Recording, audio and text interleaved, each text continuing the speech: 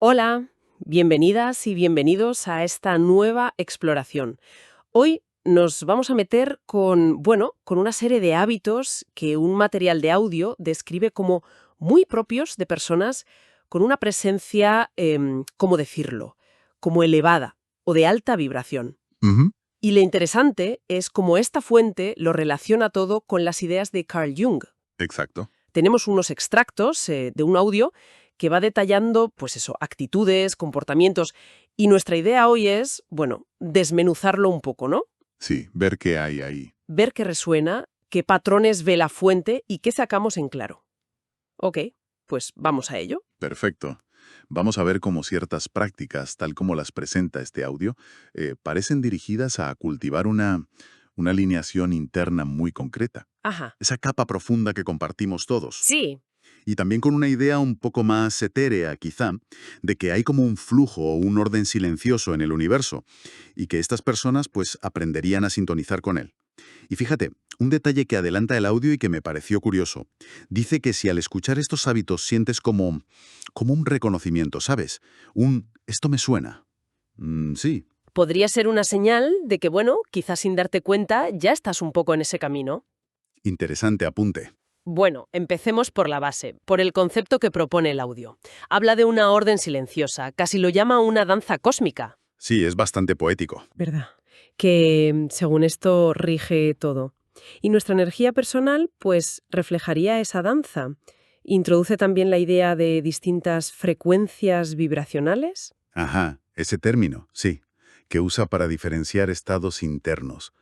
Unos como más densos, ¿no? Ligados al miedo, a la desconexión, y otros más elevados, pues eso, con coherencia, apertura. Y aquí, lo que me parece fascinante, tal como lo expone la fuente, es que no ve estas frecuencias como algo fijo, ¿sabes? Como que naces con una y ya está. Ah, vale. No, no. Serían el resultado de elecciones conscientes, de hábitos que cultivas. Y aquí es donde entra Jung con fuerza. Claro. Conecta esta capacidad de, digamos, elevar la frecuencia con el inconsciente colectivo junguiano. Sugiere que estas personas, con sus prácticas, acceden más fácilmente a ese campo de arquetipos, de verdades universales. Como si tuvieran mejor cobertura interna, ¿no? Algo así, como sintonizar una radio con una sabiduría más profunda. Sí, Vale, pues es un planteamiento. Potente. Vayamos entonces a los hábitos en sí, a lo concreto que describe el audio. sí. El primer grupo podríamos llamarlo conexión interior y preparación. Empieza con uno clave, la alineación interna previa. Mm. Describe cómo estas personas, antes de meterse de lleno en el día, ¿sabes? Correos, noticias, tareas, dedican un momento para conectar consigo mismas. Y no tiene por qué ser mucho tiempo, ¿verdad?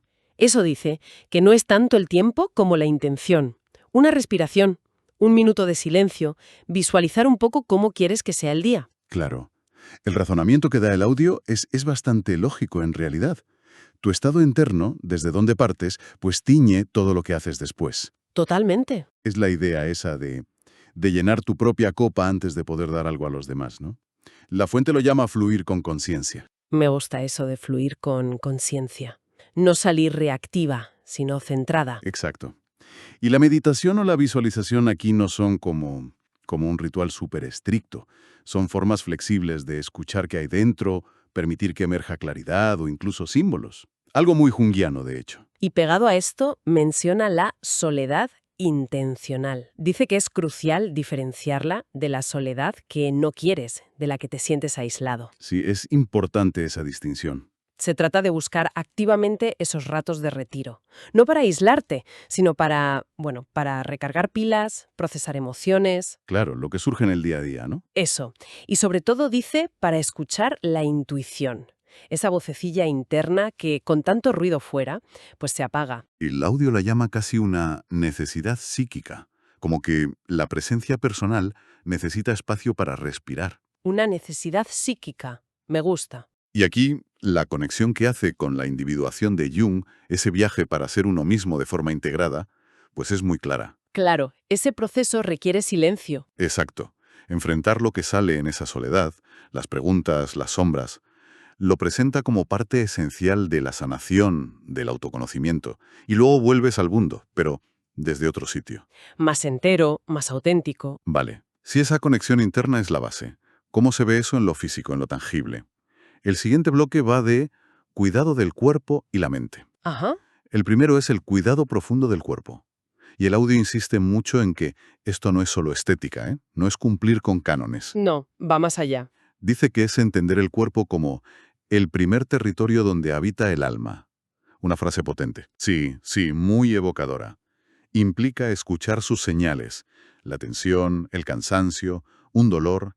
¿Qué te está diciendo el cuerpo? Claro, y aquí la fuente se apoya otra vez en Jung. Menciona cómo los síntomas físicos a menudo se pueden leer como un lenguaje simbólico del inconsciente. Intentando decirte algo. Exacto. Un llamado a mirar dentro. Por eso, dice el audio, estas personas no luchan contra los síntomas como si fueran el enemigo. Sí, no. Intentan traducirlos, entender el mensaje. Incluso, algo tan normal como ducharse puede ser desde ahí una limpieza energética consciente. Qué interesante. El cuerpo, si lo escuchas y lo cuidas, se vuelve un aliado. Para la intuición, para mantener esa coherencia de la que habla. ¿Y para la mente qué propone? Pues la autorreflexión escrita. Ah, escribir. Sí. El simple hecho de escribir, pero con honestidad radical, lo presenta como un diálogo directo con tus capas más profundas, con tu inconsciente. Sin importar la forma, ¿no? Eso dice que da igual la calidad literaria, lo que importa es la valentía de poner en papel lo que a veces evitamos mirar, miedos, deseos, patrones que se repiten, y el audio lo relaciona directamente con la imaginación activa de Jung, esa técnica de dialogar con las imágenes que surgen de dentro. Claro. Al escribir esos pensamientos o emociones que andan por ahí como fantasmas, pues cojan forma, los puedes nombrar. ¿Y eso ya es un paso? Claro, este proceso, argumenta la fuente, puede aclarar la confusión, sacar a la luz cosas de la sombra, ese concepto junguiano de lo reprimido, para poder integrarlas. Y al final, pues cambia tu estado interno, tu vibración. El papel se vuelve testigo y herramienta. Vale, hemos visto preparación interna, cuidado del vehículo, cuerpo-mente, y cómo gestionan estas personas, según el audio, su relación con el exterior, con los estímulos, con su energía. Un punto clave. Aquí entramos en el bloque de gestión de estímulos y energía. El quinto hábito, consumo consciente. Interesante. Esto es ser selectiva con lo que lees, ves, escuchas e incluso las conversaciones en las que te metes. Eso es importante. Aquí es donde se pone denso, ¿eh? La idea es evitar lo que llama contaminación energética, contenidos vacíos, negativos o que simplemente te agotan. Desde la perspectiva que da la fuente, apoyándose otra vez en Jung y la importancia de los símbolos. Sí. Cada cosa que entra, una noticia, una imagen, una palabra, deja una huella. En el inconsciente. Se convierte en material psíquico con el que vas a trabajar, quieras o no. Aunque no te des cuenta. Exacto. Por tanto, proteger tu campo energético eligiendo los estímulos se vuelve, pues, crucial para mantener esa coherencia vibracional. No es aislarse, aclara la fuente, Vale. sino elegir conscientemente qué dejas entrar. Diferenciar lo que nutre de lo que te desgasta o te distorsiona. Y en esa línea de gestionar la energía está el sexto hábito, el silencio consciente. Ah, el silencio. El audio lo presenta no como un vacío, sino como una cualidad llena de contenido, de fuerza. ¿Cómo es eso? Es la capacidad de estar presente en el silencio, de escuchar de verdad, sin esa ansiedad por llenar cada pausa en una charla. Lo describe como algo casi magnético. Sí. Y lo fascinante aquí es cómo la fuente explica que esa presencia silenciosa puede influir en la energía de un sitio, por sí misma. ¿Ah, sí? Hace referencia a las actitudes inconscientes de Jung, eso que proyectamos sin querer, pero que los demás notan a nivel no verbal. Ya. El campo energético de alguien en ese estado de silencio presente comunica antes que las palabras. Y no es un silencio frío, insiste el audio. Es un silencio que acoge, que crea espacio para la autenticidad. Entiendo. Y muy conectado. El séptimo, cuidado consciente de la energía. Implica desarrollar como una sensibilidad para notar cuando tu propio campo energético, esa sensación de cómo estás por dentro, se siente pues pesado, disperso, como drenado. Y actuar en consecuencia. Exacto. Y actuar. El audio da ejemplos prácticos. Un baño con sales, quemar un incienso, usar aceites esenciales o simplemente ir a la naturaleza. Y aquí la fuente vuelve a resaltar la importancia de los símbolos, tan de Jung. Estas prácticas no son tanto rituales fijos, Si no, son más bien respuestas intuitivas, simbólicas, a la pregunta ¿qué necesito ahora para volver a mi centro? vale, una escucha interna. Son formas de anclar lo intangible en algo concreto. Un paseo por el bosque te recarga el olor de un aceite de calva, lo describe como un mantenimiento vibracional continuo, casi como supervivencia emocional, basada en escuchar tu estado. Entramos ahora en un terreno, yo diría que clave. Crecimiento, límites y transformación. El octavo hábito es la reinvención constante.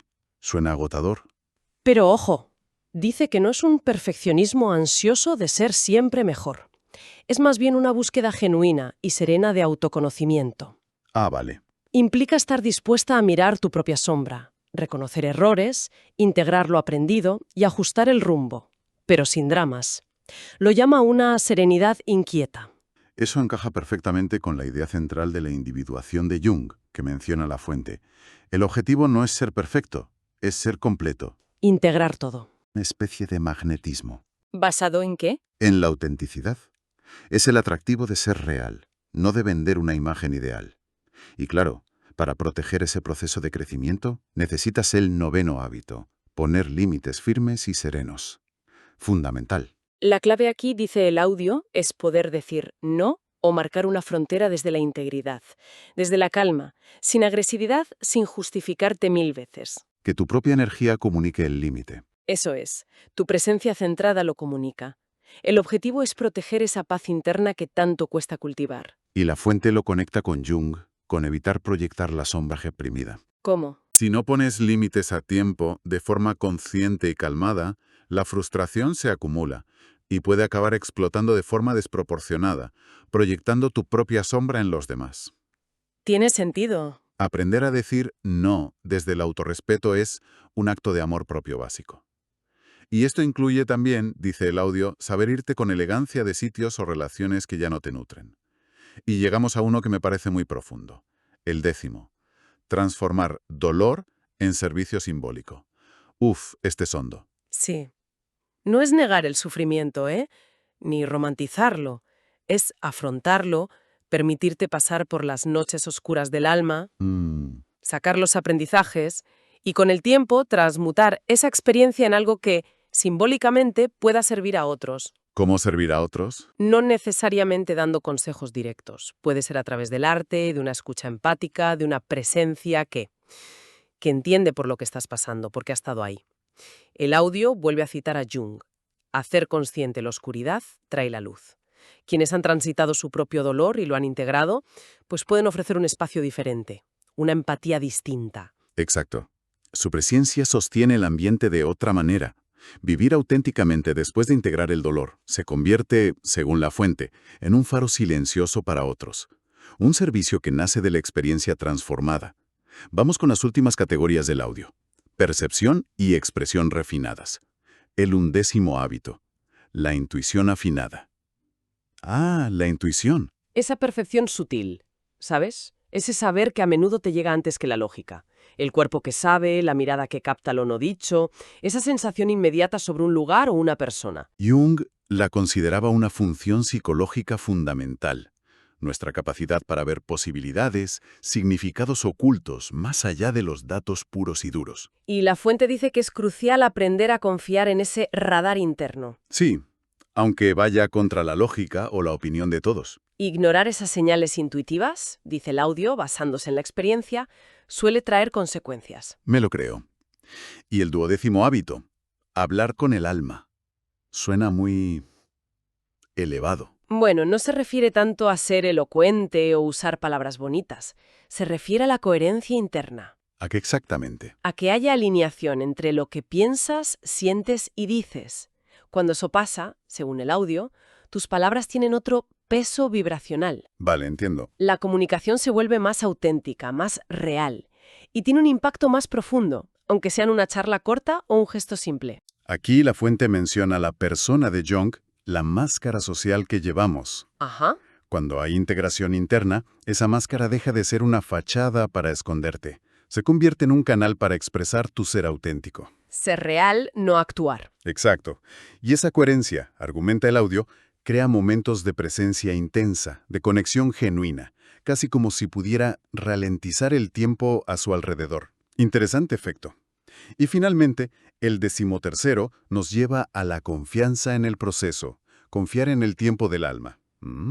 El tiempo del alma. En un mundo que nos empuja a la inmediatez, ¿no? A la productividad, a los resultados ya. Estas personas, según el audio, respetan mucho los ciclos internos. Entienden que hay procesos. Eso, procesos de gestación, de maduración, de sanación, que no puedes forzar. Que no puedes acelerar. Esto resuena mucho con Jung y su visión del tiempo del inconsciente, que no es lineal como el nuestro. Claro. Es una confianza que, dice el audio, se construye con la experiencia, de haber pasado ciclos antes. Saber cuándo toca moverse y cuándo toca esperar. Exacto. Saber actuar y saber recogerse. Permitir que algo germine en la oscuridad. Aceptar ese ritmo propio, concluye la fuente, te quita muchísima ansiedad. Desde luego. Y esto plantea una pregunta importante sobre nuestra propia relación con la paciencia, ¿no? Con nuestros ritmos internos. Totalmente. Entonces, si juntamos todo esto, ¿qué nos queda?